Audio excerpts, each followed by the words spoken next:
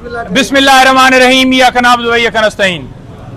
आज कप्तान इमरान खान साहब के और मुख्तलिफ हमारे पाकिस्तान तहरीक इंसाफ के रहनुमाओं के, जिनमें वज़ीर आला KPK अली अमीन गंडापुर साहब भी आपने देखा भी पेश हुए, अली मोहम्मद खान साहब पेश हुए, शरियार अफरीदी पेश हुए, मुराद सईद का मुकदमा, कासिम खान सूरी का मुकदमा, ये सारे केसेस यहाँ डिस्ट्रिक्ट कोर्ट के अंदर चल रहे थे।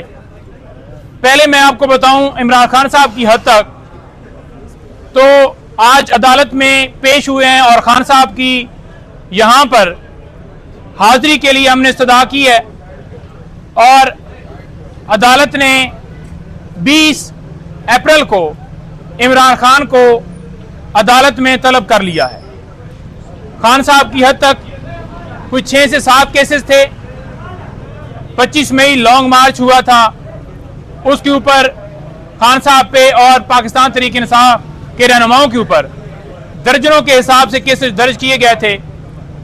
पुरअमन एहतजाज हर शहरी का हक है। दूसरी तरफ आप देखें, PMLN हो, JUI हो, पीपल्स पार्टी हो या कोई जमात हो, वो सुप्रीम कोर्ट के ऊपर हमला करें, उनके ऊपर कोई इतराज नहीं है।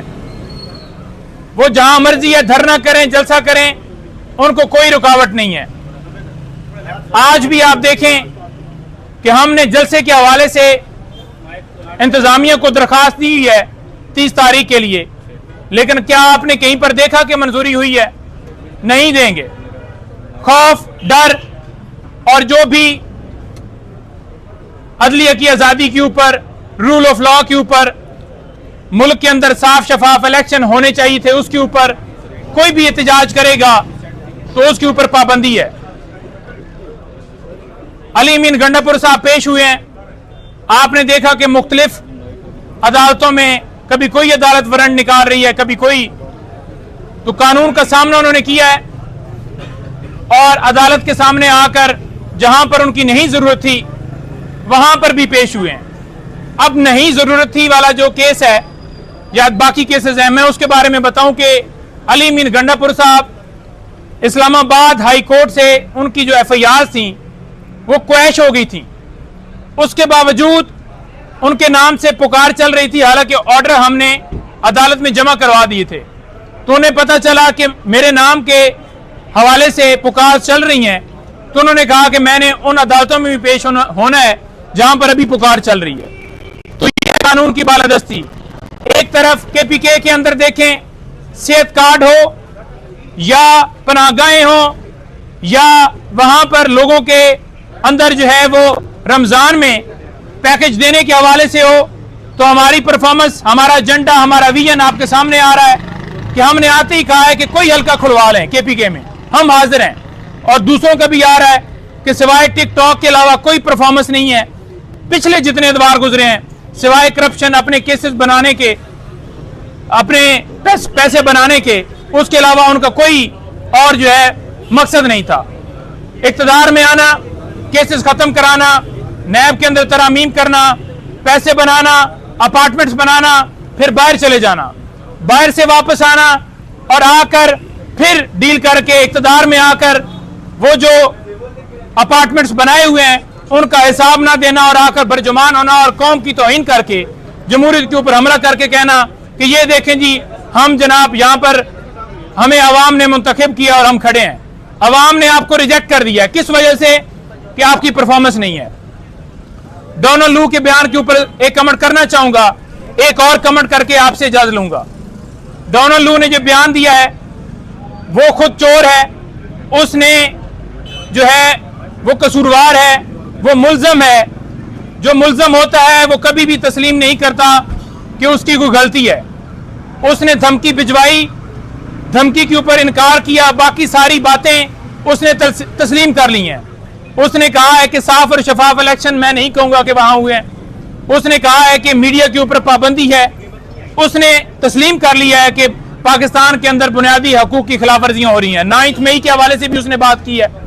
तो सारी बातें तस्लीम कर ली हैं उसने, और एक बात उसने रिजेक्ट किया जो उसके ऊपर था कि तुम कौन होते हो हमें कहने वाले कि अगर इमरान खान को हटा दोगे तो तुम्हें माफ कर दिया जाएगा, और अगर इमरान खान को नहीं हटाओगे तो तुम नताइज भुगतोगे। ये बात, इस बात के ऊपर उसने इनकार किया है और जो उसके सहूलतकार थे उन्होंने फौरन ही प्रेस कॉन्फ्रेंस की है।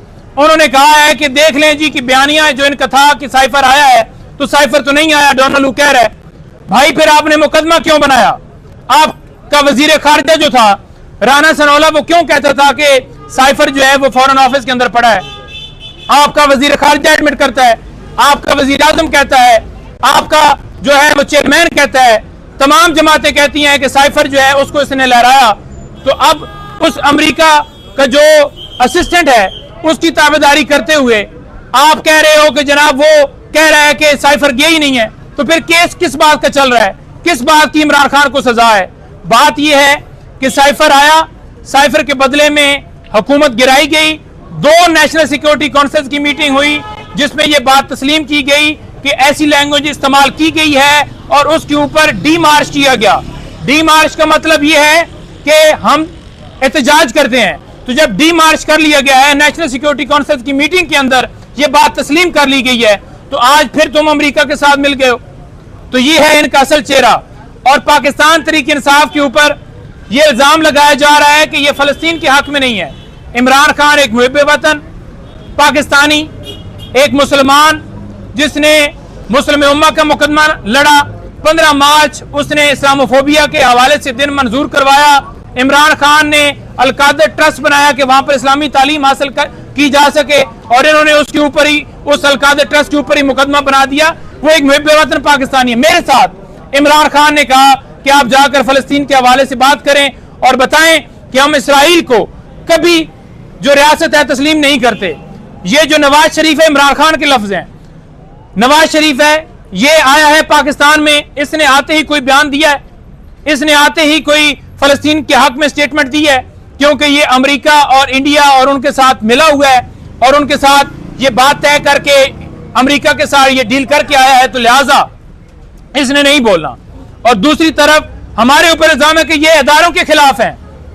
हम इस बात की पुरजोर मजम्मत करते हैं। ये जो कैंपेन चलाई जा रही है, इमरान खान के अल्फाज आपको याद होंगे। उन्होंने कहा था कि ये मुल्क मेरा है, ये अदारे मेरे हैं और कोई ये प्रोपेगेंडा करने की जितनी मर्जी कोशिश करें, जितनी मर्जी अपनी सोशल मीडिया पे करें कि हमने अटैक करना है, इनके पास परफॉर्मेंस के लिए एक चीज भी नहीं है सिवाय इमरान खान के ऊपर झूठे केसेस, जेली बोतान लगाने के।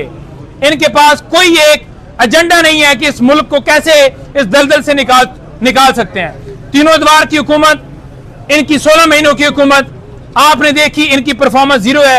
8 फरवरी लोगों ने इनको रिजेक्ट किया, इन्होंने मैंडेट के ऊपर डाका डाला। इमरान खान का, पाकिस्तान तहरीक इंसाफ का, पाकिस्तान तहरीक इंसाफ के वर्कर्स का 2 टोक जवाब है कि हम इंशाअल्लाह ताला इनके हलक से ये मैंडेट वापस लेंगे। ये जलसे, जुलूस, रैलियां, लॉन्ग मार्च, धरने, इनके हम एक्सपर्ट्स हैं और हर जगह के ऊपर आप देखेंगे कि इंशाअल्लाह ताला हम दिन ब दिन ये जो सिलसिला है आगे बढ़ेगा। ये बताइएगा कि डोनाल्ड लू को भी पेश कर दिया गया, पीटीआई की तरफ से प्रेस कॉन्फ्रेंस भी होगी, अब नेक्स्ट प्लानिंग क्या है? देखिए, नेक्स्ट प्लानिंग हमने 30 के लिए इजाजत मांगी हुई है और ये एहतजाज पूरे मुल्क में इंशाल्लाह होंगे। और एहतजाज की सूरत में अगर ये गिरफ्तारियां और सिलसिला यूं जारी रहा, हमारे लोगों को उठाया गया, तो फिर खान कॉल देगा, फिर इंशाल्लाह लॉन्ग मार्च भी होगा, फिर जो खान का हुक्म होगा उसके ऊपर तकमील होगी। और जब तक ये मैंडेट वापस नहीं करते, हम कानून की बालादस्ती के लिए जंग लड़ रहे हैं, इक़्तिदार के लिए नहीं है। और कानून की बालादस्ती यही है कि जो मैंडेट है वापस किया जाए और असल नुमाइंदों को जो इस मुल्क के अंदर कानून चाहते हैं उनको यहां पर होने दिया जाए। हम यही बात है। केपी की हुकूमत से वफाक राजी है, उससे ताउन करेगी केपी की हुकूमत? देखिए, केपीके की हुकूमत से वफाक, अब अली मीन गंडापुर साहब से तो मसला हो सकता है, लेकिन हुकूमत जो है वहां पर अवाम है, सूबा है पूरा, उसके साथ किसी की दावत नहीं होनी चाहिए।